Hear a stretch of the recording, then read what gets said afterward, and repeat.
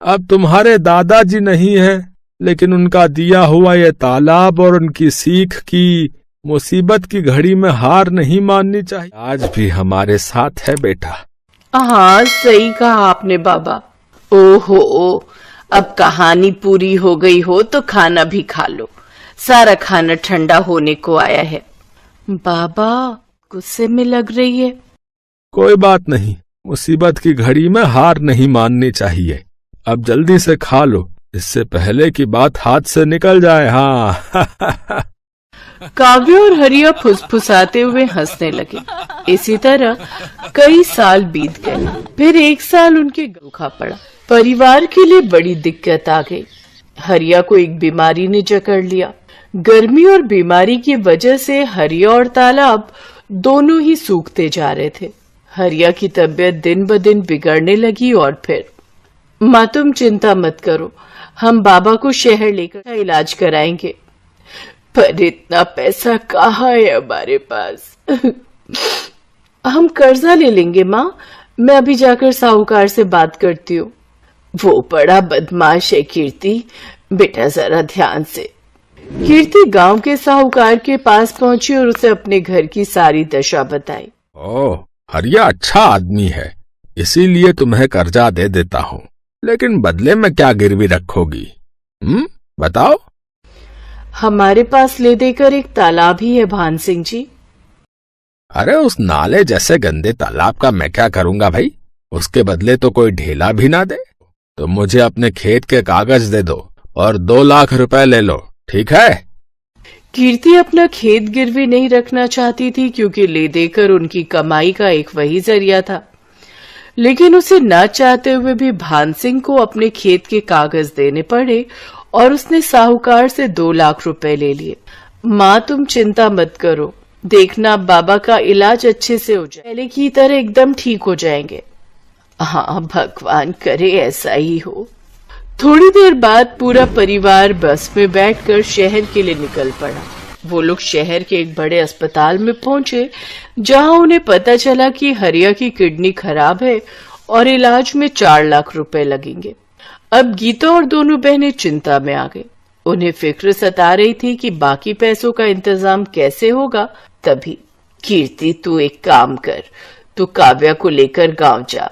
वहां छोटे वाले कमरे में एक पुराना संदूक है, उनके कुछ गहने हैं, जल्दी से वो सब लेकर आ जा। पर माँ उनसे क्या होगा, हमें पूरे 2 लाख रुपए और चाहिए। अरे कुछ तो होगा, बाकी का भी देख लेंगे। गीता की बात मानकर दोनों बहनें वापस गांव चली आईं और घर पहुंचते ही उन्होंने उस संदूक को खोला। ये पहली बार था जब उन्होंने उस संदूक को खोला था। उस संदूक को खोलते ही सबसे पहले ढेर सारी धूल निकली। फिर एक लाल रंग के कपड़े की गीता के कुछ गहने रखे थे। हे भगवान, मेरी माँ की शादी की निशानी भी अब हमें बेचनी पड़ रही है, हमारी मदद करो भगवान। कीर्ति की आंखों में आंसू थे। तभी काव्या की नजर संदूक की तली पर पड़ी, जो कुछ उठी हुई सी थी। उसने वहां से लकड़ी का वो हिस्सा हटाया तो वहां उसे एक छोटी सी डिबिया। दीदी ये क्या है और इसे इतना छुपा कर क्यों रखा है? पता नहीं, रुक मैं इसे खोलकर देखती हूँ। जैसे कीर्ति ने वो डिबिया खोली, उसमें एक बड़ी सी चाबी और एक चिट्ठी थी। कीर्ति ने वो चिट्ठी खोली, जो असल में उसके दादा ने अपने बेटे हरिया के लिए लिखी थी। कीर्ति ने चिट्ठी को पढ़ना शुरू किया। मेरे बेटे हरिया, मैं जानता बहुत प्यार करता है, पर अब मेरी उम्र हो चली है और ये बीमारी मुझे अपने साथ लेकर ही जाएगी। तूने अपनी जिंदगी भर की कमाई मेरे इलाज पर खर्च कर दी, लेकिन ये ठीक बात नहीं है। आगे तेरी संतानों को भी पैसों की जरूरत पड़ेगी। एक राज छिपा कर रखा मैंने तुझसे, ताकि तू या तेरी संतानें सही वक्त आने पर उसका इस्तेमाल कर सके। तालाब की खुदाई करते वक्त मुझे कुछ मिला था, ये चाबी तेरी सारी समस्याएं की। बस याद रखना कि ये चाबी असल में मेरे दिल की है। दीदी क्या दादाजी ने पैसे या गहने छुपा कर रखे होंगे कहीं? हाँ काव्या, लगता तो ऐसा ही है। तू सोचना, जरूर दादाजी के पास कुछ ऐसा था जिसकी मदद से वो खुद का इलाज करा सकते थे, लेकिन उन्होंने वो हमारे बाबा और हमारे लिए छोड़ दिया और अपने प्राणों का बलिदान कर दिया। पर क्या बाबा को इस बारे में कुछ पता नहीं चला? कैसे पता चलता? कितना छुपा कर तो रखी थी ये डिबिया दादाजी ने। वो तो पता नहीं कैसे मेरी नजर पड़ गई इस पर। लेकिन दीदी, ये चिट्ठी के आखिर में किस तरह की पहेली है? अब हम दादाजी का दिल निकाल कर कहाँ से लाएं? बुद्धू वो किसी तरफ इशारा कर रहे हैं। उन्होंने कहा कि ये चाबी मेरे दिल की है। इसका मतलब कोई ऐसी चीज जो उनके दिल थी। उनके दिल के सबसे करीब तो बाबा हैं, पर बाबा में चाबी थोड़ी ही लगेगी। कुछ और सोच। हाँ दीदी, उनके दिल के करीब वो तालाब ही है जो उन्होंने बहुत मेहनत से खुद ही खोदा था। शाबाश, सही कहा। पर इतने बड़े तालाब में हम ये चाबी कहाँ लगाएंगे? किस जगह? सोच कीर्ति, सोच। दीदी, चाबी तो किसी ताले में ही लगेगी और ताला जरूर किसी चीज की तो सुरक्षा कर रहा होगा। हाँ, जैसे कोई पुराना संदूक लेके वो संदूक में कहाँ है ये कैसे पता चलेगा? और पूरा तालाब खोदने में तो बहुत वक्त लग जाएगा। हाँ, और डॉक्टर ने जल्दी पैसे मंगवाए हैं। क्या करे दीदी? मिल गया, मान गई। दादाजी तो बहुत ही समझदार थे। मतलब उन्होंने एक ही पहेली में 2 उत्तर दिए हैं। उनके दिल की चाबी मतलब तालाब है शरीर के बीचों बीच, तो हम तालाब के बीचों बीच खुदाई करेंगे, वो भी रात को।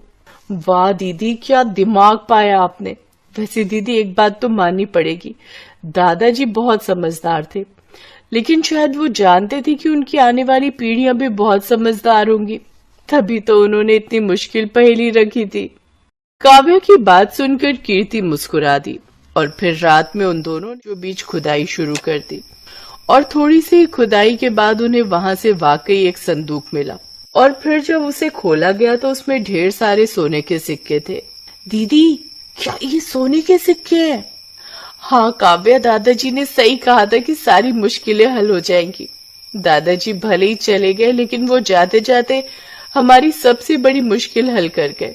अगले दिन कीर्ति ने उनमें से कुछ सिक्कों को सुनार को बेच दिया और उसके बदले में ढेर सारे रुपए। उसने हरिया का पूरा इलाज कराया और साहूकार का भी कर्जा उतार दिया। फिर एक दिन घर में, बेटा, तुमने बताया नहीं कि तुम्हारे पास इतना पैसा आया कहाँ से? कीर्ति ने हरिया को उसके पिताजी की चिट्ठी पकड़ा दी और काव्या ने उसे सारी कहानी बताई। बेटा, बाकी बचे हुए सिक्कों का हम क्या करेंगे?